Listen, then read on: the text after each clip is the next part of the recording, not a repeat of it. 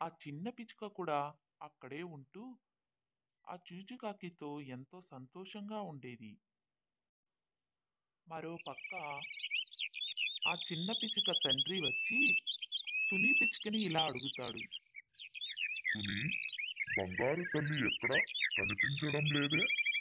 అని అడుగుతాడు. నాతో గొడవేసి ఇంట్లో నుండి వెళ్ళిపోయిందండి. నేను ఎంత వద్దు వద్దు అని చెప్పినా వినకుండా అక్కడి నుండి వెళ్ళిపోయిందండి. తను వెళ్ళిపోతే నువ్వు అడగకుండానే ఉండిపోయావా? చెప్పు తుని. అని అంటాడు ఆ చిన్న పిచ్చుక తండ్రి.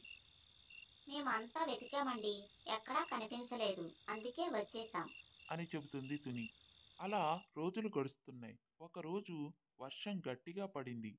ఉరుముల మెరుపులతో తుని పిచ్చుక ఇల్లు కింద పడి తన ఇద్దరు మగపిల్లలు చనిపోతారు.